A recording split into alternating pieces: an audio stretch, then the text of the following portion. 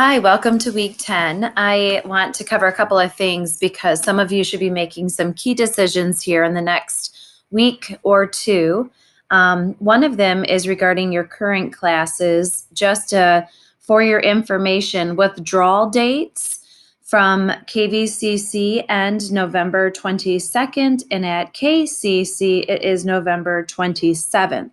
What does that mean? If you are not being very successful in a class right now, and you do not want that class to affect your GPA, then you may consider and think about withdrawing from that class. But what that means is you will owe Gull Lake for that particular class. So maybe decide whether or not you do or don't have money for that. And if you do or don't want that grade to affect your GPA, there is still time, and you should definitely be reaching out to teachers for help if you are feeling unsuccessful in a class right now.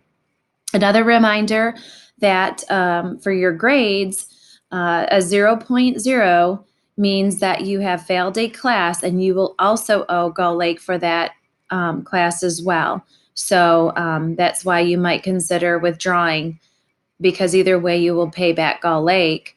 1.0 for the class is passing, so don't worry about owing Gull Lake. You will pass the class, but that actual credit for the class would not transfer on to a four-year college or university.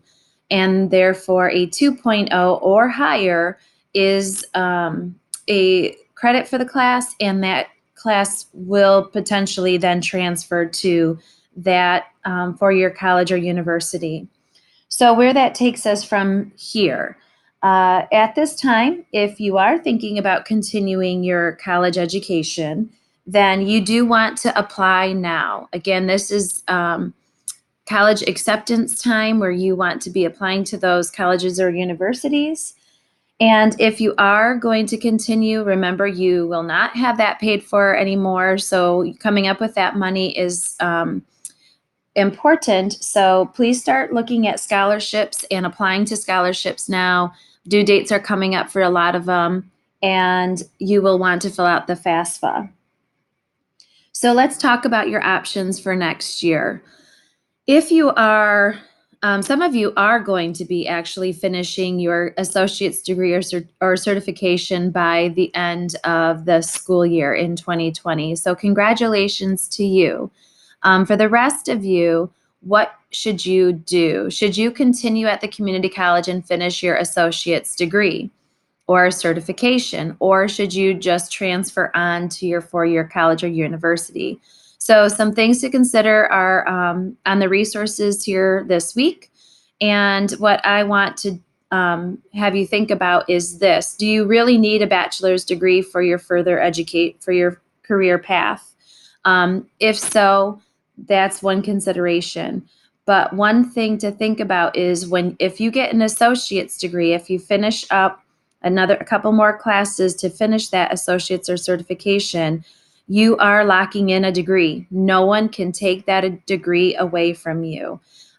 Versus having college courses, that's great. You've had so many, but eventually those actually will disappear. If you don't get a degree, they have a lifespan, if you will.